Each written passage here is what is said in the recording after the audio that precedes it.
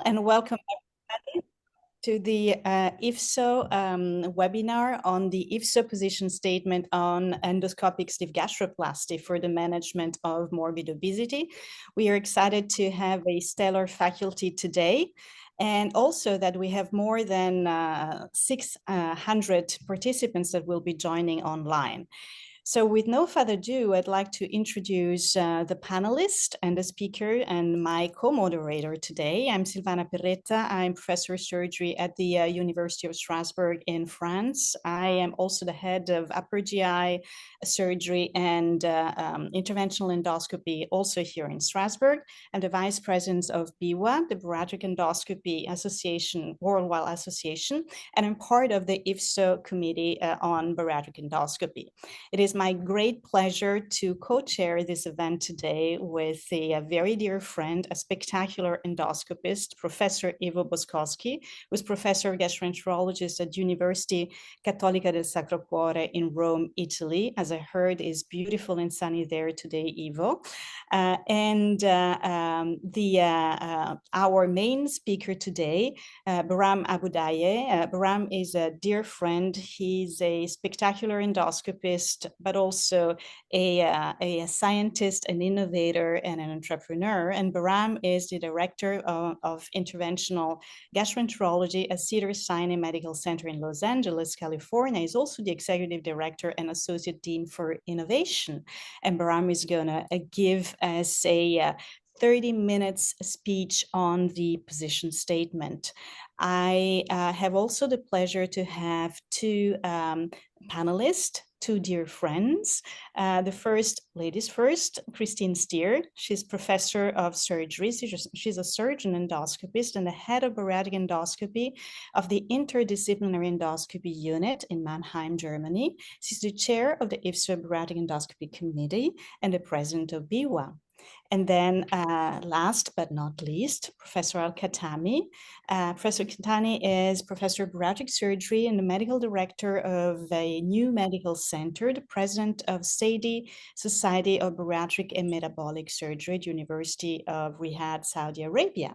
So welcome. And Ivo, would you maybe introduce again Bahram's speech? Yes, with pleasure. So my dear friend and brother Bahram has something extraordinary to say. Bahram is now in Düsseldorf, if I'm not wrong. He finally works, I can say. Otherwise, no, Bahram works all the time. So Bahram, please, you can start your lecture, and we're all enthusiastic about it and thrilled to hear what you're going to say.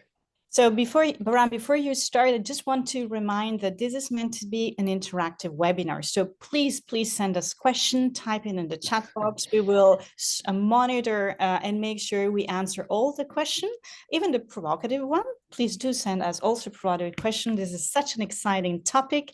And do remember that if you want to see us again, if you want to watch it again, this recording will be available on the IFSO YouTube channel, but also on the IFSO Virtual Academy on the IFSO website. Bahram, the floor is yours.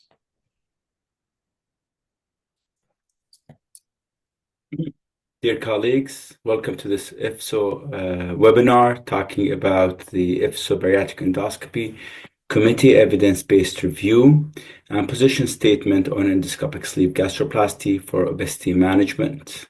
My name is Bahram Abudaye. I'm the Director of Interventional Gastroenterology, Executive Director and Associate Dean for Innovation at Cedars-Sinai Medical Center in Los Angeles. These are my disclosures for the purposes of this webinar. So today we're going to specifically take a deeper dive on the IFSO Bariatric Endoscopy Committee Evidence-Based Review and Position Statement on ESG for Obesity Management. I would like to acknowledge my co-investigator members of the Bariatric and Metabolic Endoscopy Committee, including Dr. Christine Stier, who is the head of the committee, Dr. Ayed Al-Qahtani,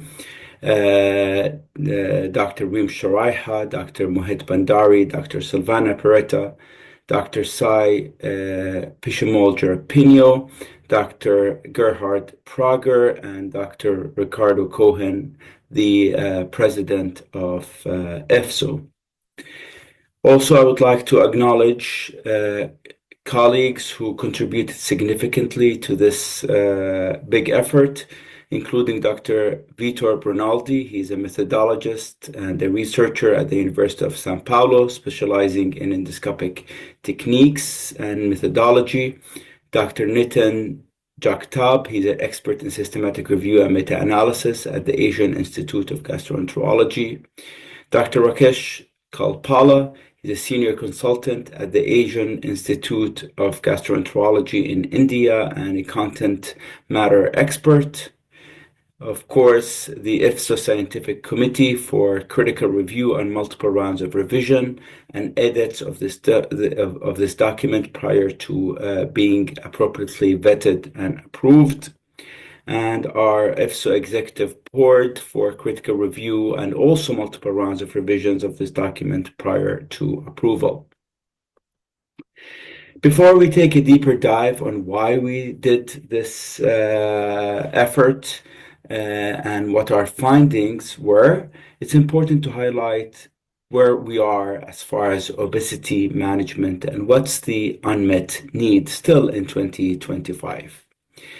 We're looking at these maps. This is what's happening in the US, but it really mirrors what's happening globally. And you could see that the prevalence of obesity continue to increase. And actually, it's projected to affect about 60% of the population by year 2030. And of course, as we all know, obesity is a common denominator for many chronic diseases that really affect lifespan and also affect health.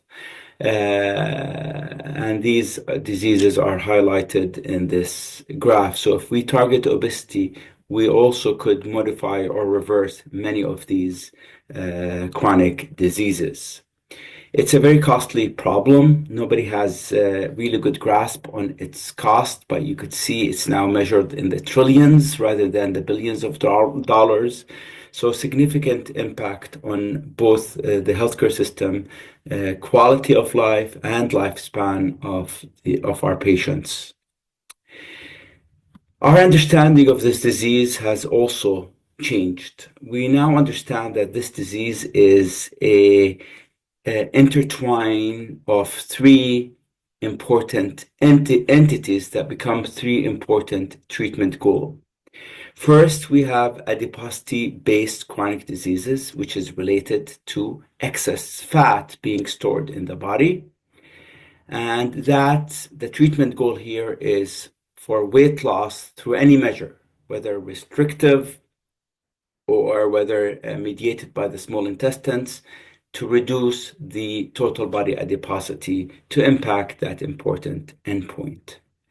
But equally important and along the pathophysiological pathway is dysglycemic based chronic diseases. And that's not it's not a disease of lots of glucose in the blood. The glucose in the blood is the symptom of that disease, but it's a disease of insulin resistance and hyperinsulinemia rather than hyperglycemia in the blood. So it's total body hyperglycemia because of a hyperinsulinemic state secondary to insulin resistance. So reducing hyperinsulinemia and reversing insulin resistance is an important treatment goal for that entity of that disease. And both, of course, contribute to this cardiometabolic chronic disease, which has an underlying chronic inflammation, which is associated with many of the negative endpoints of the chronic disease of excess adiposity, including macro and microvascular complication. Therefore, the treatment goal here is truly to reduce inflammation. So in 2025, when we look at treatment modalities that could not only manage, but could modify the course of this disease, we have to look at these three entities and make sure our treatments are addressing them. We know that ESG produces about 15 to 20% total body weight loss. Therefore, it does have impact on reducing the total body stores of fat, which address this entity. With that degree of weight loss, it also reduces hyperinsulinemia, but in the future paradigm, if we combine it with a duodenal regeneration modality, we could impact both of these critical endpoints significantly. And of course, the small intestinal modalities could help with reduced inflammation. Therefore, we're embarking on a paradigm where we have endoscopic tools that address the three important endpoints of managing and modifying this disease. Now, when we look at weight loss, again, whether it's through a restrictive or a bypass fashion, weight loss in the neighborhood of 10 to 20% is sufficient to reduce most of the comorbidities associated with obesity, and in some cases, reversing them or put them in remission. Therefore, targeting this endpoint is a critical one, and we're going to look at the evidence to support the use of ESG in order to target these endpoints. So when we look at the treatment spectrum in 2025, we see now that we have medications that are filling the gap between lifestyle and surgical interventions, but also we have endoscopic, bariatric, and metabolic therapies that have overlapping but unique value proposition to medications that we're going to discuss toward the end of this webinar.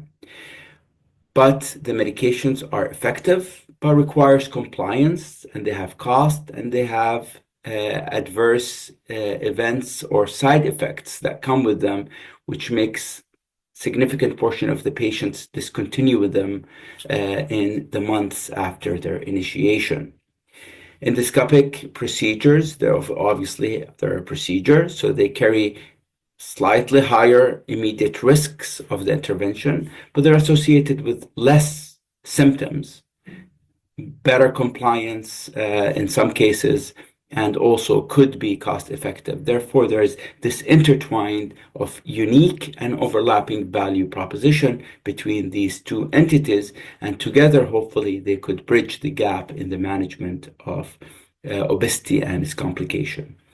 But the exciting part is that the future comes with this combination of these endoscopic techniques in the same operative setting. That means you could restrict the volume of the stomach with a procedure like ESG, and you could administer a small intestinal treatment in order to really target all the three end goals of the treatment: reduce adiposity, improve hyperinsulinemia, and improve chronic inflammation to reverse the cardiometabolic effects of the disease. What's the promise and hope of the endoscopy is scalable to a larger segment of the population because of its nature being through natural orifice. It offers durability in that the treatment is durable within a finite period of time, but these treatments could be repeated because of the nature of endoscopy. Some people get colonoscopy multiple times through their lifetime to prevent colorectal cancer. Same thing that you could get an endoscopic procedure multiple times in your life in order to manage or reverse obesity-related chronic diseases. And with that paradigm, they offer value both to the healthcare system and to our patients. So the focus of this webinar is on endoscopic sleeve gastroplasty. It's a procedure that's done through the mouth in an outpatient setting using an endoscope with a suturing device called the overstitch. And now we have different generation of the overstitch, with the most recent one being the NXT, which offers certain advantages for doing this procedure. But with this suturing device, you imbricate the greater curvature of the stomach to create a tuburized stomach that is foreshortened, which affects physiological appetite pathways and reduce caloric intake, as we will highlight shortly. For those who are not familiar with this procedure, this is a nice schematic animation of this procedure showing that it's done through the mouth. There is a sewing device on the tip of this endoscope or a camera, and the procedure starts at the greater curvature of the stomach between the body and the antrum. And with this sewing device, we're putting full thickness plications on the greater curvature of the stomach in this U configuration in order to accordion the stomach or foreshorten the length of the stomach and tuburize it to reduce its volume and impact both its accommodation and emptying to affect appetite pathways, as shown here. Now, this is where it's really interesting. This is a nice review just published in the New England Journal of Medicine showing the homeostatic regulator of food intake and satiety. And you could see that the stomach and the small intestines are important regulators of food intake and satiety. So if we focus on the stomach, you could see if you impact gastric accommodation and you impact the motility of the stomach, so gastric emptying, you're impacting both the satiety and satiation of the patient, so you could restrict the calories without feeling or without having a counter-regulatory increase in hunger. And that's the premise of ESG. It works by affecting appetite pathways through this connection between the stomach and the central nervous system. Therefore, it's a very useful and physiologic weight loss that we're seeing with this intervention. And again, this is the highlighting that you affect the accommodation, volume, and emptying of the stomach. These signals are conveyed by the vagal afferents to the central nervous system through the brainstem and the hypothalamus, affecting both hunger and fullness, which are regulating caloric intakes. Now, this is beyond cartoon. We did this study published in one of our premier journal, Gut, that looked at the accommodation and emptying of the stomach in response to ESG using real-time MRI studies with oral contrast. And you could see at the greater curvature of the stomach is imbricated to tuburize the greater curvature. You could see that the stomach is foreshortened, but you could see that the antrum is still contractile and the accommodation of the stomach is restricted. But there is a delay in gastric emptying without causing a motility abnormality or gastroparesis. That means food is delayed to empty from this small pouch in the fundus to the antrum. But once it makes it through that tube to the antrum, it exits the stomach and does not cause gastroparesis. So you really have impacted the accommodation of the stomach and impacted the emptying of the stomach without causing any motility abnormalities of the stomach. And so now going into the IFSO position statement itself, this has been a progression of multiple key initiatives by IFSO to advance innovation and penetration of gut-based therapies to help many patients. So I commend IFSO and its leadership on this effort, but this started with a consensus conference on definition and clinical practice guideline in March of 2023 in Hamburg, where experts came together, both surgeons, gastroenterologists, endocrinologists, dietitians, psychologists, and truly multidisciplinary to agree on certain statements in relationship to obesity and its management. You could see on the panel there was 4 endoscopist or gastroenterologist slash endoscopist. There was 28 surgeons, 11 of them also do endoscopy, but there's physicians, integrated health professionals, and what have you. And with this consensus statement that was using the Delphi methodology, the consensus, we reached consensus on these statements related to ESG. One is ESG combined with lifestyle intervention is preferable to lifestyle intervention alone for the management of adults with class 1 obesity. And the consensus was reached in about 78.9%. ESG is also preferable in class 2 obesity, and that consensus was even higher with one round of voting. Then ESG combined with lifestyle is an acceptable management option for class 3 obesity if the patient does not qualify or wish to pursue metabolic bariatric surgery, and that consensus was reached with one round of voting. And then also the experts reached consensus that it also in individual with class 1 obesity and comorbidity, ESG is effective in inducing sustainable weight loss in the at 12 to 24 months.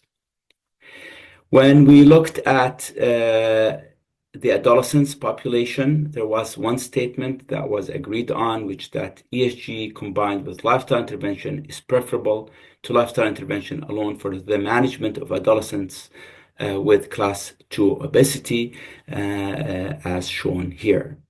So here we started with a multidisciplinary expert panel reaching consensus on the role of this intervention in the spectrum of obesity care.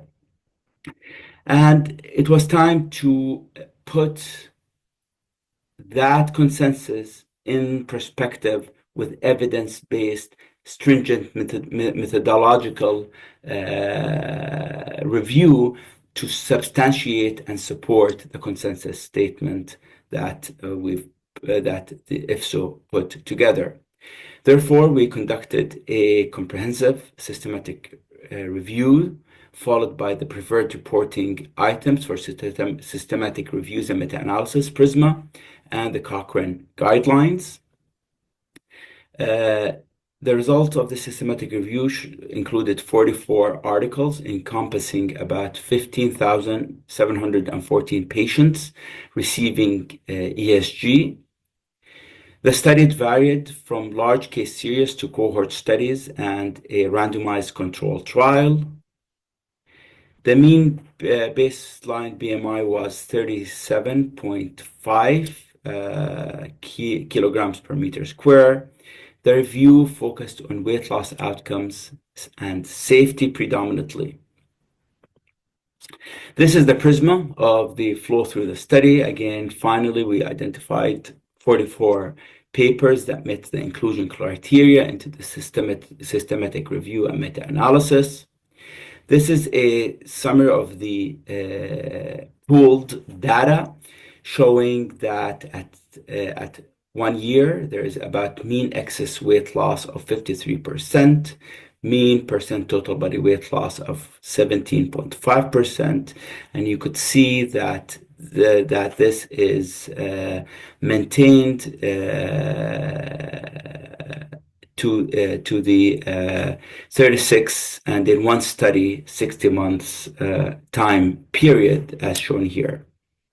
When we looked at the safety endpoint, the pooled serious adverse event rate was acceptable at 1.25%, which is in line with other interventional endoscopic procedure, indicating that endoscopic sleeve gastroplasty is a relatively safe procedure.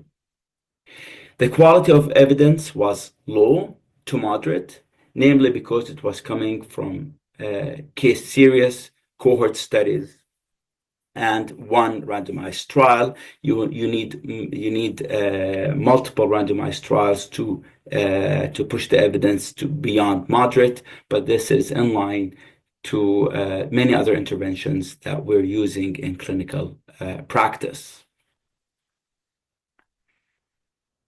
So the conclusion of this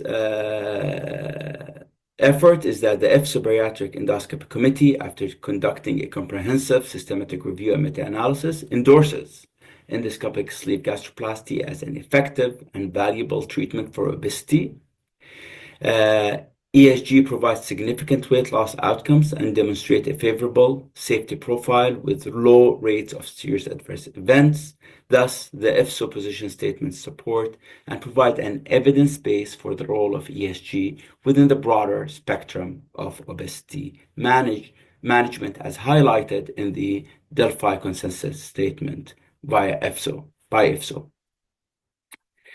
So the last part, which is going to be our segue to the discussion, is what's the value added to obesity care of a procedure that is endoscopic like ESG? First of all, when compared to sleeve gastrectomy surgery, ESG has lower total body weight loss percentage, as shown in this meta-analysis. We're reaching about 17% total body weight loss versus the 25 to 27% you see in sleeve gastrectomy. But the advantage compared to surgical options in those who qualify is that it preserves the organ, so you don't lose the stomach in the process. And it seems, both in comparative and meta-analysis, that the rate of worsening or de novo reflux is lower at 1.9% in endoscopic sleeve gastroplasty versus laparoscopic sleeve gastrectomy, as shown in this comparative study.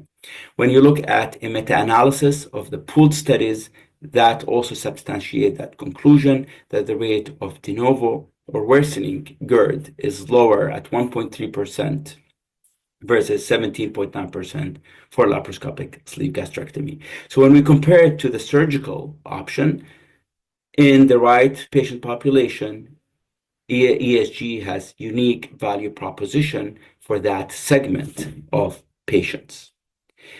Now, when we look at medications, right?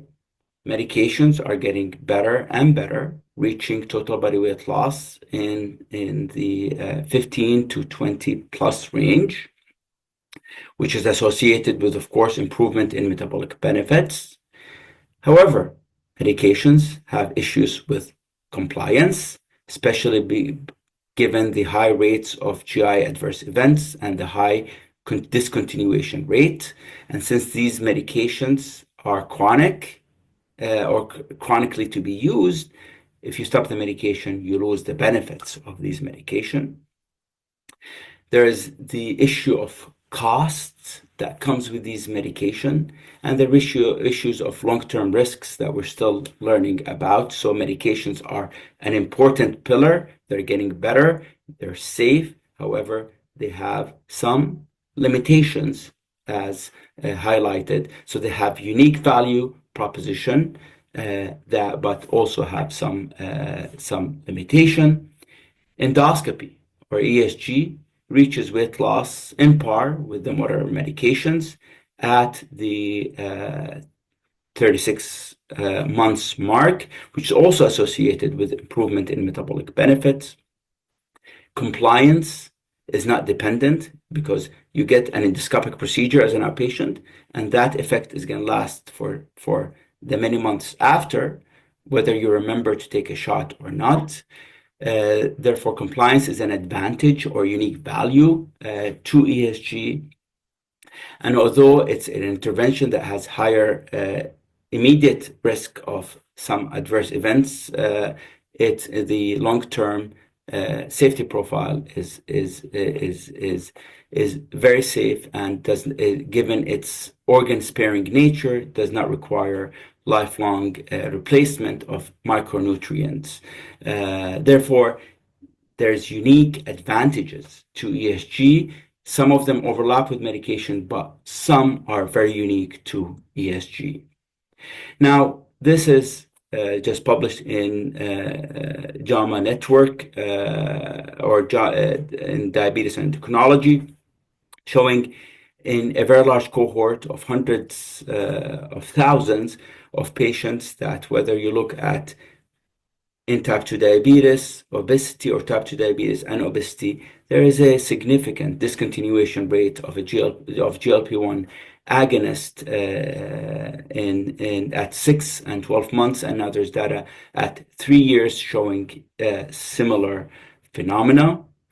And this came from Nature Medicine, from a VA database, also showing that GLP-1 agonists have multiple benefits, including neurocognitive, cardiometabolic, and others, but also there's risks. And these risks include the GI disorders, hypertension, nephropathy, and in that, at least in that report, pancreatitis was shown also to be associated with them. So there's nothing perfect. It's value proposition for the patient, and there's different pillars of management that we need to administer to help as many patients as possible. And of course, this is a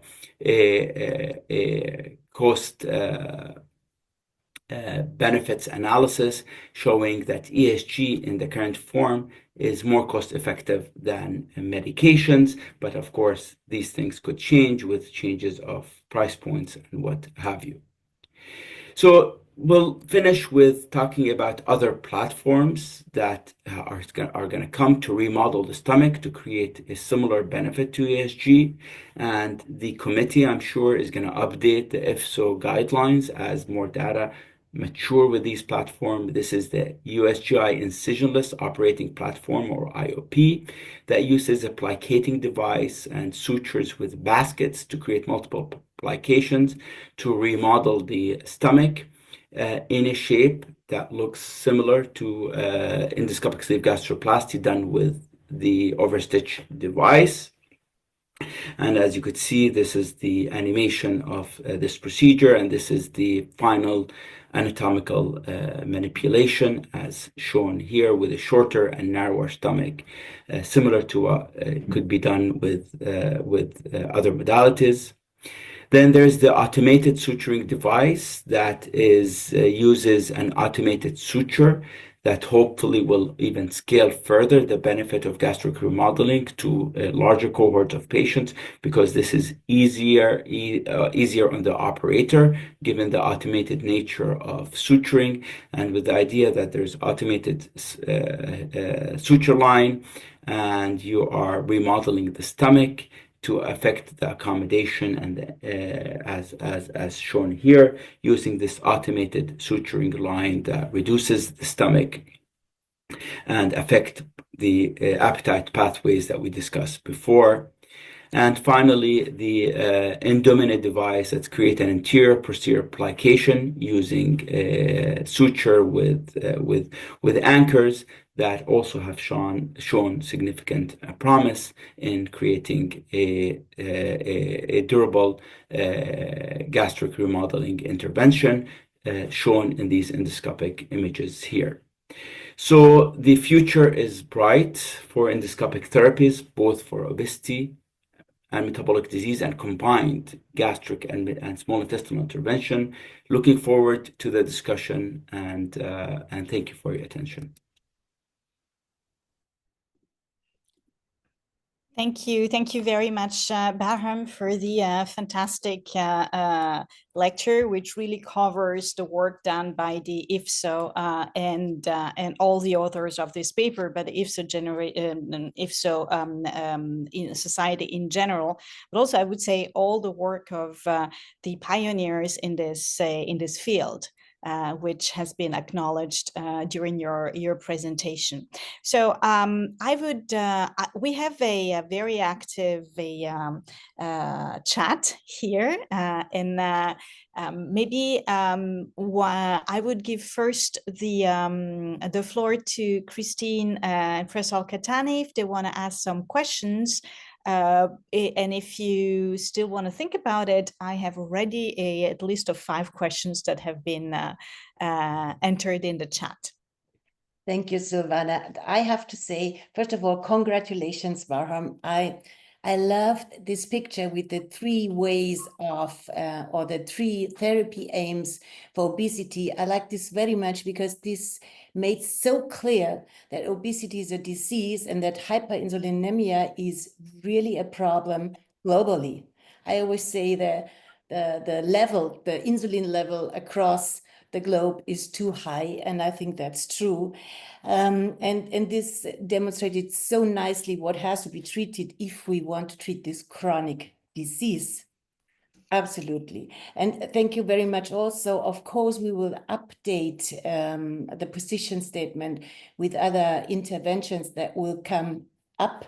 And I'm really excited what there is in the pipeline. And yeah, thanks a lot for this presentation, dear Barham.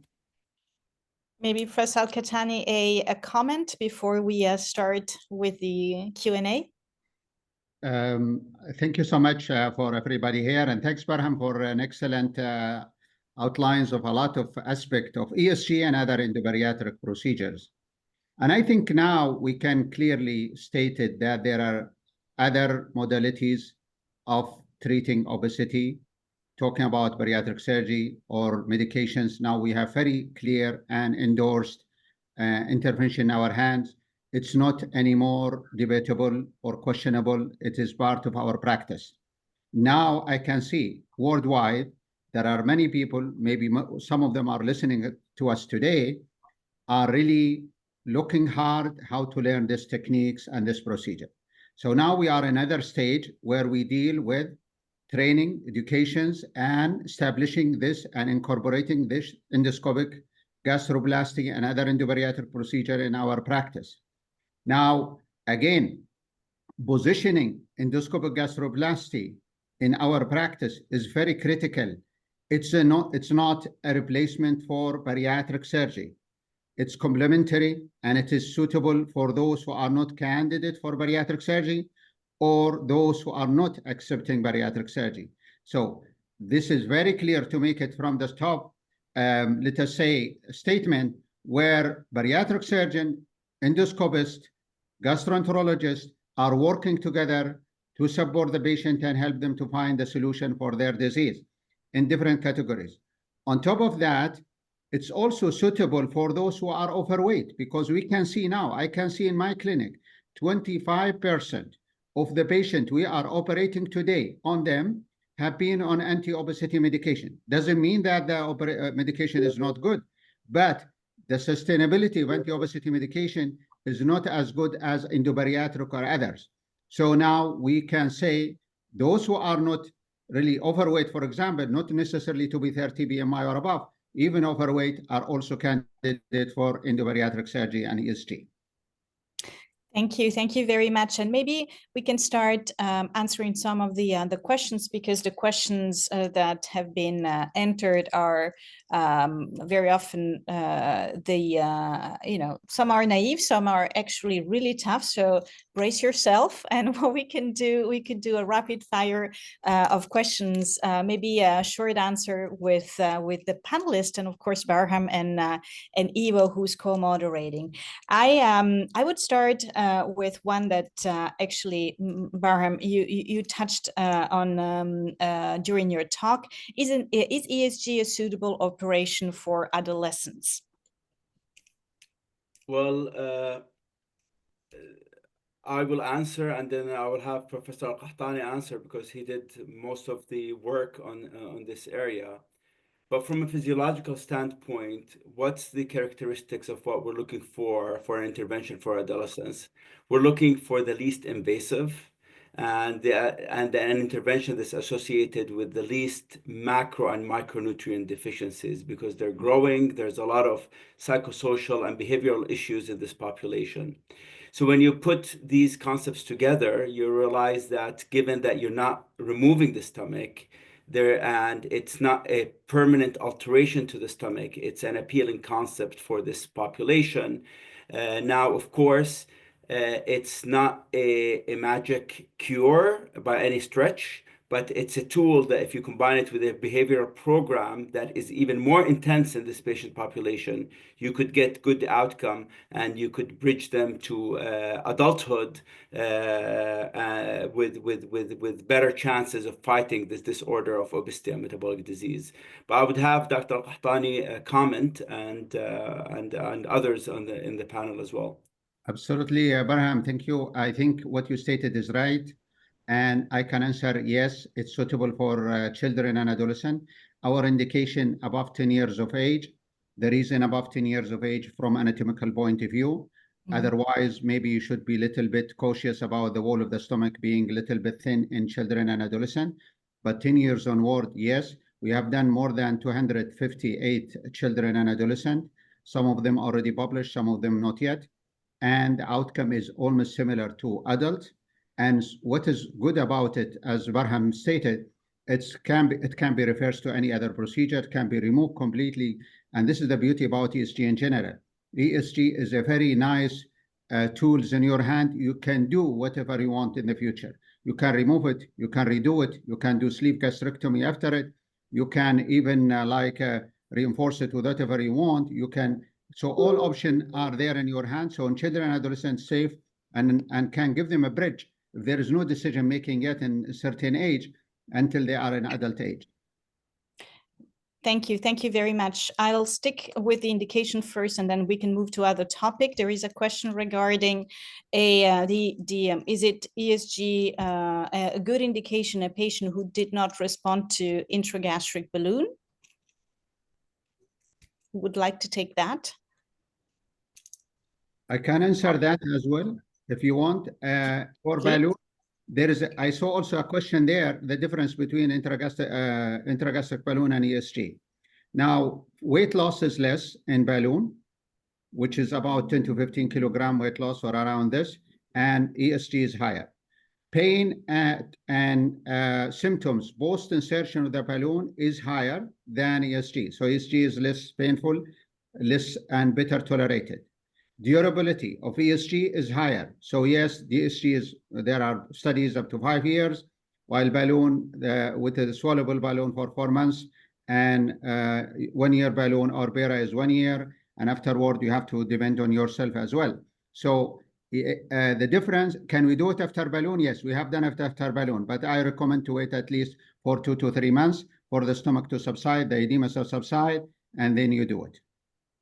I agree totally with this. I scrolled the questions here, and there are many questions about the implications of GLP-1s, when to use them, when to start them, should we start them, which are the patients. I can say almost more than half of the questions are on this. And of course, there is one question on the mechanisms of action, because laparoscopic sleeve, the question is, enhances the gastric emptying, while endoscopic sleeve slows the gastric emptying, just as like GLP-1. So is there any contradiction in this sense? Who would like to comment on this? This is a very interesting and a hot topic. Christine, go. Yes, I would like. This is satiety and satiation are really two different things and achieved by different mechanisms of action. And gastric emptying or gastric accommodation, with other words, is one of it. But the other side is the restriction of the gastric wall. And of course, the gastric wall is more rigid if you resect a part, like in sleeve gastrectomy, than if you just fold in, like with ESG. So there's absolutely no contradiction. Restriction is stronger with laparoscopic sleeve gastrectomy, but the add-on in this procedure is really gastric emptying that together supports satiety and satiation. Just to add to Christine's point, the natural physiologic response to food or the fullness signal is in a normal anatomy is a delay in gastric emptying. That's why the GLP-1 is a GI hormone. It's made by cells in the small intestines, and GIP is similar things, and PYY. and CCK and many others of them. They're called gut hormones, right? They are responding to satiety to fullness signals from the small intestines, and their effect is to slow gastric emptying in physiological system. That's how your body interacts with your brain to say you're full, don't eat anymore. So we're exaggerating that response with ESG. Now, sleeve gastrectomy, as Christine said, alters the accommodation of the stomach because it makes it a more rigid tube, so things emptied quickly from the stomach. Still a physiologic because it introduces nutrients early to the small intestines and induce more increase in the incretins, just like GLP-1 and what have you. So not contradicting statements, but the one is more working on the stomach pathways that affect appetite. The other is working on the small intestinal pathways that affect appetite. But the question was, do you combine the injectables that delay gastric emptying with ESG because it also delays gastric emptying? And that is an unanswered question yet. There's data to support that no, you don't combine them together because the effect is lost because of this common denominator of delaying gastric emptying. You use them in sequence. So you do one, then switch to another to prolong the response. That is probably the best strategy. Or another strategy would be use them with different classes of medication. Use a central acting drug plus an ESG because you have multiple pathways that you will impact in this paradigm. But still a very hot area of research and it's very important to explore how best to offer these combinations in the most physiological and fashion possible. Another question that is surfing in the chat is the role of robotics. Do you think that robotics suturing will have a role in standardizing the technique or democratizing the technique or not? Who wants to take that? Ivo. Yeah. So I have personally done 40 of those procedures. Indeed, it's a different setting. Here we enter more into the surgeon's mindset because you push the button and it performs. Of course, the potential is massive, and we'll see what will happen on the battlefield with the clinical practice. It's always suturing, it's always stomach reduction, just by application, not by removal. So I think that it's here to stay. It should find its place in the real world, in the clinical setting. And so it's quite premature to give any definitive opinion on that. I would more concentrate on artificial intelligence in bariatric endoscopy for the choice of the ideal patient according to clinical, biochemical, genetical, phenotypical characteristics of what Bahram said. Which drug, which device? Should we do a hybrid APC, the one from Erbe and the gastric fundus? Where in the body, in which patient? Probably in my mind, if we have the patient, then we do gastroscopy with biopsies in the antrum, body, and fundus. We have the histological result, immunohistochemistry saying which cells are there. Then we could have, I would avoid the expensive testings. I would use this parameters of the patient and with some software that would say what is the best sleeve procedure, endoscopic gastroplasty for that patient, and which drugs should we give before, after, and which setting. So this could be probably, in my opinion, the direction that we should take right now. Yes, and there were some questions regarding also the indication. And Bahram, you said in your lecture that ESG provides a sustainable and effective weight loss if the procedure is done in the right patient population.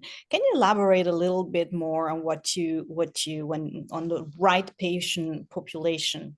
Yeah. Well, right patient population means that you need to have patients who are engaged in their care and well educated about what it what's the consequence of the disease they have on their health. Because otherwise people are looking for magic fixes, and there's nothing that is curative for obesity or metabolic diseases yet. There's treatments that could put it in remission, nothing that is curative. That means the disease could come back. That's where the chronic management model. So to me, the value proposition of ESG is it's endoscopic, it's organ sparing, you don't get to lose the stomach, it's repeatable. Just like you repeat colonoscopy to prevent colon cancer. So you could do it multiple times over many years in the right patient population. Now, what's the right patient population? The right patient population is somebody who got ESG, committed to healthy living, did healthy living, did well. So they were a responder to the procedure. And now at the 3 years mark saying, doctor, I'm losing that restrictive effect. Could you help me? These would be ideal candidates to revise that procedure. On the other hand, endoscopically. On the other hand, somebody who got the procedure, did not adopt healthy living, they never followed up after, and comes to you saying, I want an endoscopic revision, probably not the best candidate to do that endoscopic revision. A third scenario would be somebody who got this procedure, were compliant with all the healthy living recommendation, but they were non-responders. That means they did not lose enough weight in the first 6 months after the procedure. These would be not a good candidate for another endoscopic procedure, and these you need to convert to either bariatric surgery or add a medication. That is what we mean when we talk about this approach to these patients. Christine, you have a comment, it seems. Yes, Yeah, please. May I exaggerate this question even, Barham, and ask you, we know that bariatric surgery was very much kind of palliation of this disease because it was no cure. Do you think if we now are able to treat even more and patients with lower BMIs, very, very low BMIs, obesity class 1, do you think we are on the direction to even have a curative therapy for those patients? Do you think we are in a better way to handle this disease? Well, it's very philosophical questions, Christine. So I don't have the crystal ball, but I could tell you, the gut probably, or the GI tract, has the answer for potentially not just managing but reversing course on metabolic diseases, just like type 2 diabetes. And the reason I tell you that is a paper that was published by Mayo Clinic with my colleague Omar Ghanem, who looked at the Mayo Clinic experience with row-eye gastric bypass versus sleeve gastrectomy. And to be included, and we looked at many hundred patients, published in one of our premier surgical journals, I think, and I'm happy to share the citation. But when you look at patients who with type 2 diabetes who get bariatric surgery at the Mayo Clinic and achieved remission, that means they were no longer classified as diabetics. And then you looked at their long-term follow-up, and you looked at the cohort that gained most, if not all, of the weight back in the long term. We're talking 5 to 10 years after, just a subset that gained the weight back. In the gastric bypass cohort, even if you gain your weight back, all of it, you still have diabetes remission in about 60% of the cohort, regardless of the weight gain, which tells me that our best hope is in the GI tract to reverse diseases like type 2 diabetes. I mean, this data is very powerful because it shows you that, you don't see the same thing with sleeve gastrectomy. You see the sleeve gastrectomy, the diabetes remission is associated with the degree of weight loss maintenance over the long term. So if we have an answer, it's in the GI tract. How do we realize that? I don't have a crystal ball, but that's why we should continue to promote bariatric surgery. We should continue to promote bariatric endoscopy, because gut-based therapies have a huge future in dealing with this disease. Francesco And I would be very pleased, Param, of your comment. If I can add also to this, Barham said very rightly, committed patient, but also committed team and multidisciplinary team. It is not a procedure. We do it as a device and we do it as a technique, and then patient will be lost or not follow up, or reinforcement of follow up, reinforcement of diet habit change, and also other changes in their lifestyle. This is very critical. This is what we try to tell all people. And unfortunately, you will find many people who are not familiar even with obesity to start with and doing in the ESG, which is very good. However, there is a lot of management for obese patient or patient with obesity, pre and post, and how to maintain their weight loss and follow up with their team. This is very critical part of the procedure. And ESG will not be successful without multidisciplinary team and reinforcement. Exactly. There are many questions also about reflux after ESG. And I think the one that who has studied the best this topic is Silvana. Silvana, could you just comment shortly on how it behaves? Absolutely. So we, being an upper GI surgeon, I was very keen in understanding what would happen after ESG, and we done a study before on sleeve gastrectomy. So sleeve gastrectomy, we know it now. It's a procedure that will increase the chance of developing gastroesophageal reflux disease, or if the patient has gastroesophageal reflux disease before as a comorbid condition. If we perform a sleeve, it could become more severe. So today, it's not recommended to perform sleeve gastrectomy in such a patient. So we looked at two things. We looked at endoscopy before endoscopic sleeve gastroplasty, 6 months and 1 year. And we also looked at dynamic MRI before and after.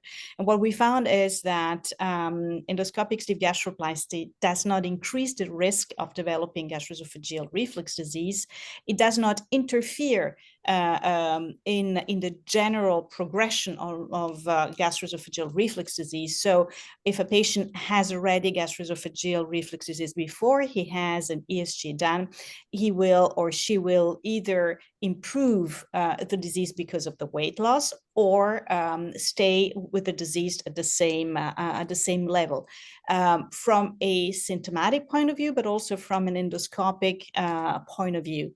What we found looking at the dynamic MRI is that completely at the opposite of what happens in endoscopic sleeve gastrectomy, we have an angle of vis that becomes more acute. So we are enhancing, reinforcing the anti-reflux barrier. And this is something that is very elegantly shown by MRI.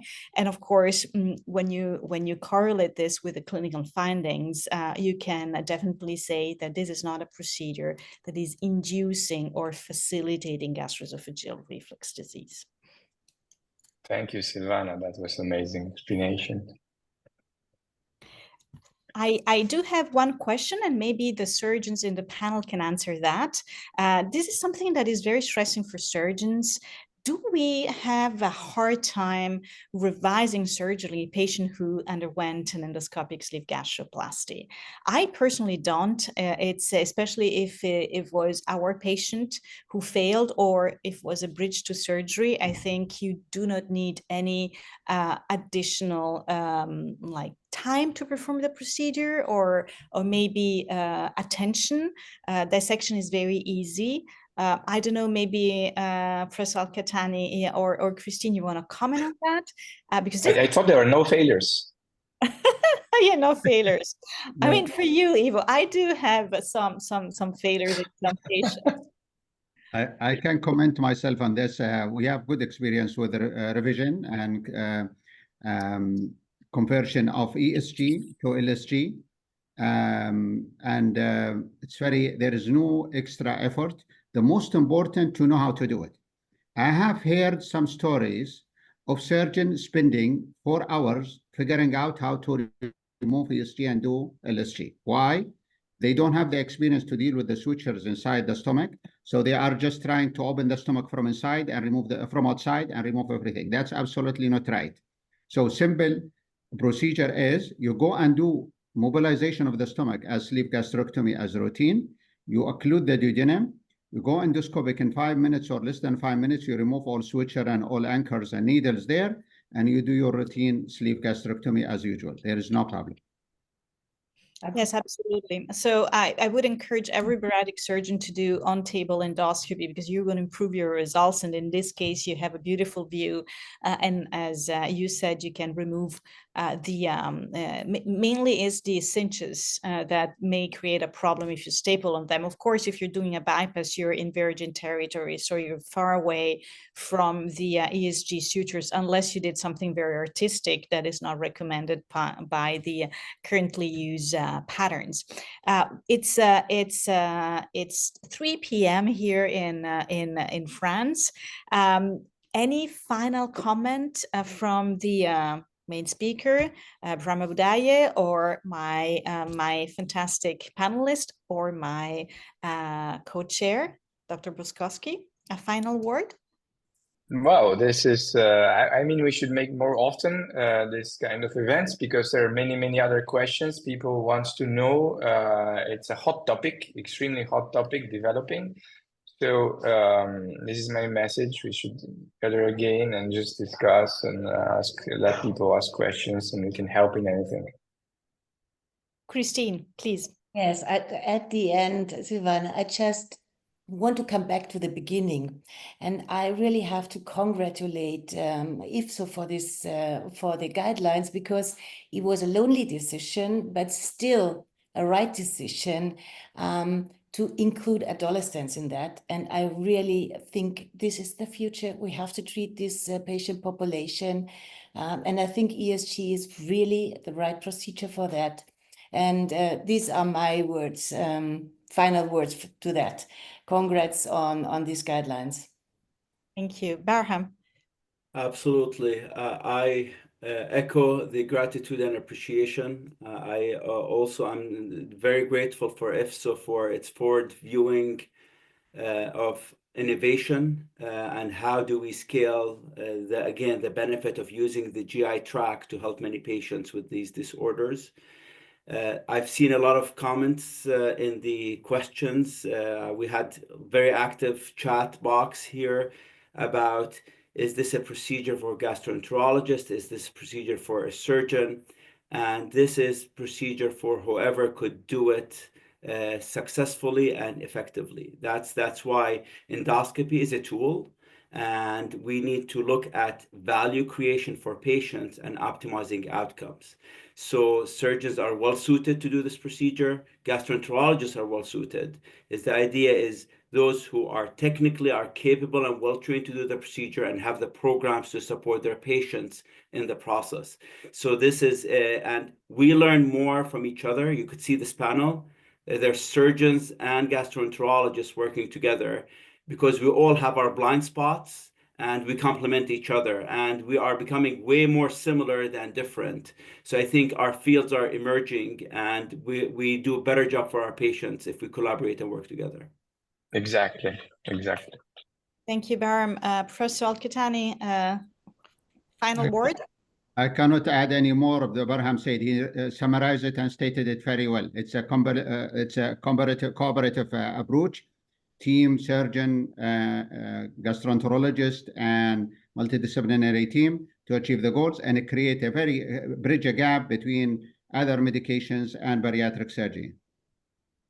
Thank you very much. And I would say team it means also a multidisciplinary team, not just us practicing, but I see that there were endocrinologists and nutritionists, dietitianists in attending this this webinar. So we need you. So you're a very important part of the team. So thank you very, very much. Thanks, IFSO, for this opportunity to discuss such a hot topic, and congratulations again to you all for achieving this milestone with the position statement.